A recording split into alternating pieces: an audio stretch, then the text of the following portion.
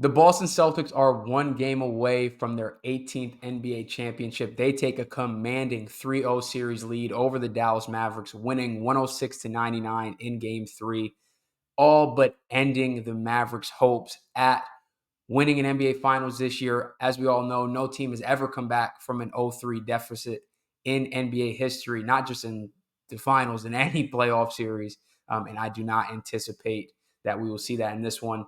The biggest story in this one, and I think from the Maverick side at least, what will come to be a learning lesson for Luka Doncic later in his playoff career is going to be the fact that he fouled out in this game with 4.5 minutes left to go, after having helped to lead the Mavericks from being down 21 points at one point in the third or fourth quarter, cutting it all the way to 3 points. You've got the energy in that arena in Dallas, rocking. The crowd is behind you. You can almost just feel that this was their moment to seize. We knew that there would come a time where the Celtics are going to go cold from three, and you have to capitalize on those moments. And that was one of those times. But this entire game, it felt like Luka just could not get out of his own way with the refs specifically. Luka is always a guy who goes above and beyond to go after refs, flail his arms, yell, scream at him while play is still going on. And it hurt the Mavericks multiple times in this game. And his last few fouls were just some real head scratchers and just could not happen for somebody that is as important to this Mavericks team or any team in general as Luka Doncic is to Dallas. I remember vividly that I think there was a point in the second quarter where back-to-back plays, he's exaggerating contact. He's going down. He's flopping a bit, trying to sell a call. And he just turns and starts berating, yelling at the officials while Celtics are going the other way in transition, making the Mavericks play 4-on-5 basketball because you're not getting back on defense. And I think he has to learn that. I understand it's the heat of the moment. There's competition, but what is yelling at the ref in that moment going to do? The ref is never going to stop the game and be like, you know what, you're right, Luka. That was a foul. I got you. I'm going to change it for you right now. If he's going to stop the game, he's going to stop it to give you a tech. There's nothing good that is going to come out of it. All you're doing are potentially heightening your chances of getting teed up, giving the other team the ball and free throws, and in general, just taking yourself out of the play on the defensive side of the ball. And in a lot of these instances, giving up easy transition points to the Celtics. They're coming down the court. Jason Tatum dunk, Derek White corner three, Jaylen Brown three. It just is not helpful at all. You want to talk to the officials, during a timeout, or during the stoppage of play, or just leave that to Jason Kidd. That's almost always the head coach's job to get on officials. And now, obviously, Luka is not the only superstar that does this, so I don't want to make it seem like I'm just going at him. But on this stage, to do it in this pivotal game three, and for it to clearly impact the game in the ways that it did, and I think ultimately led to why he ended up fouling out, because he just could not get out of his own way. Obviously, the fifth foul, if you watch the game, I believe is an offensive foul where he kind of just runs over Jaylen Brown. He doesn't agree with it. He's mad. He's upset.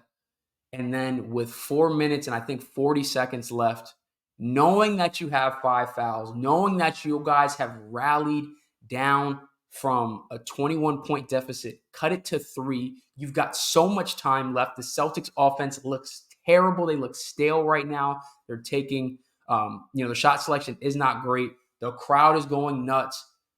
If you are Luka Doncic, there is, and I mean this seriously, there is no world where you can attempt to take a charge take a charge with 5 fouls. You cannot put yourself in that position to allow the referees to make that type of call. Was it the most obvious block charge call I've ever seen? No, not at all. None of them are really ever that super easy to do. But I think it was the right call. And even if it's not, because we know referees are human, why would you even allow it to come to that? Why would you want the ref to have to pick block or charge? Either play straight up defense or know you have 5 fouls and just let them blow past you. Because it'll transition right to my next great talking point. His defense has been awful. Maybe awful is too far, but his defense has not been good in this series, particularly. He's getting hunted out by the Celtics a ton. Guys are consistently blowing past him, which is exactly what the Celtics' game plan is. They want to get those 2 feet in the paint for a guy like Tatum or Jaylen Brown to either take their shot at the rim or immediately kick out to that corner or that wing. That might be the 3, or it starts, swinging around the perimeter where the ball is moving faster than Dallas can rotate, and you end up with an open 3. You're turning good shots into great shots. And I'm going to give Luka the most benefit of the doubt here because it's very clear that he's not even not that he's not just 100 or he's not 100%. He's not even close to 100%. He's visibly does not look himself on the court. So I'm going to give him the benefit of the doubt there and understand that, he has such a huge load to carry on the offensive side of the ball for this Dallas Mavericks team, that his body just cannot give it full effort on both sides of the ball if he's going to be able to play the way he needs to on offense for this team to win, which is 100% fair.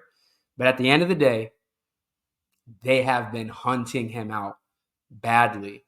And in that position, on a fast break, there is no reason to attempt to take that charge.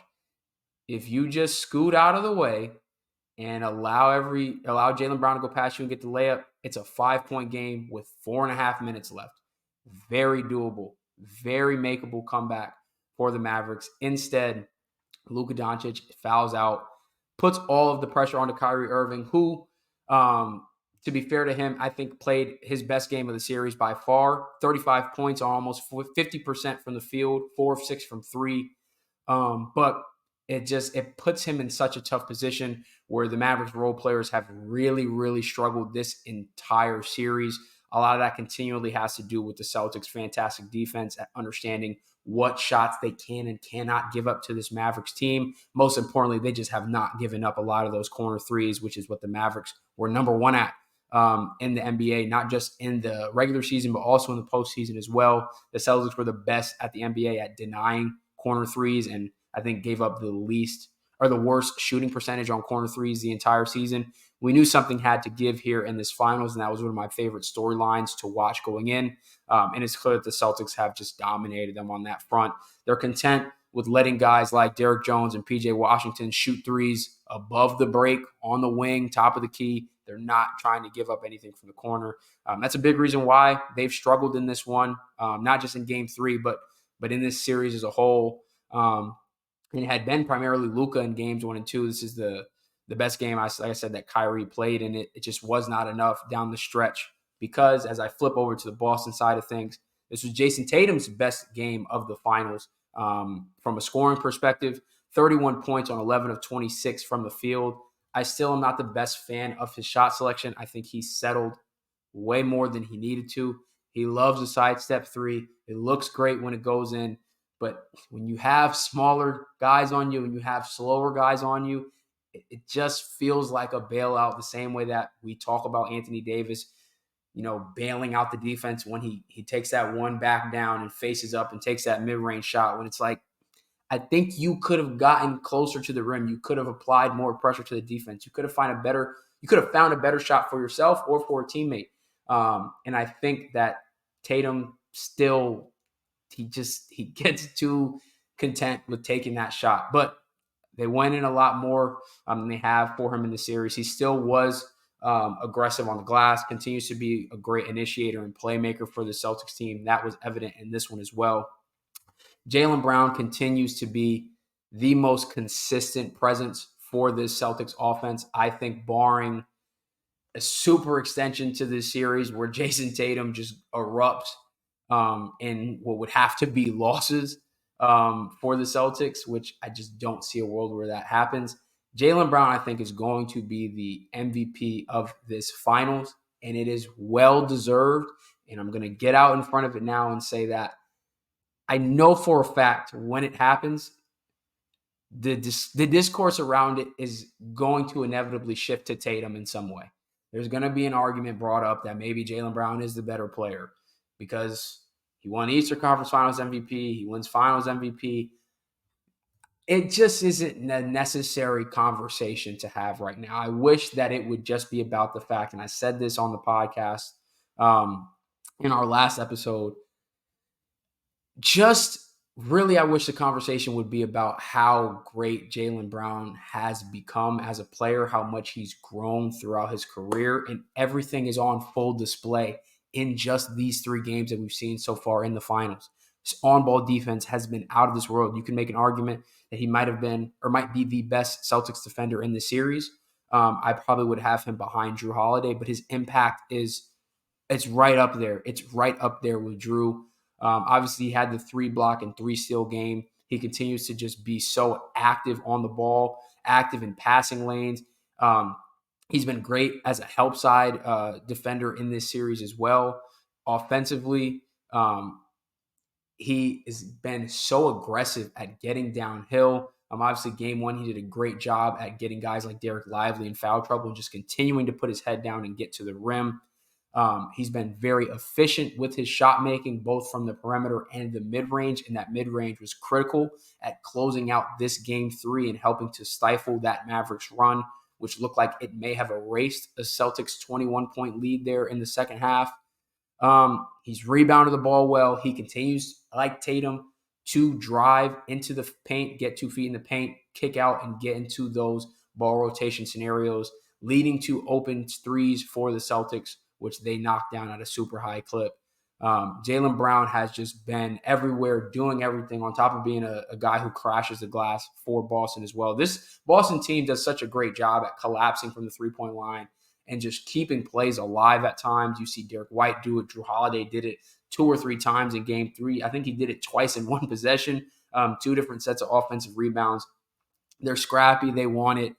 They've been there before, and they are now, like I said, just 1 game away from wrapping up this NBA Finals. If I was a betting man, I think that Dallas very possibly goes out and wins game 4 and then gets gentleman swept in game 5, where Boston wraps things up. I don't see a world where this goes any further than 5 games. I think it's unfortunate that Luka's obviously dealing with the injury that he had, but like I said towards the beginning of this video, you can't be in that position if you're Luka and pick up that 6th foul. And all the fouls that he took, or not all of them, let me not over exaggerate, but 4 or 5 of those fouls, you can genuinely make an argument about, why is that what you're doing there? So like I said, I really hope, if anything, it's just a learning lesson for Luka that it's not worth it to be the guy that's complaining to the refs 24/7. If you haven't seen Brian Windhorst go off on Luka Doncic, definitely give that a quick YouTube search or a Twitter search.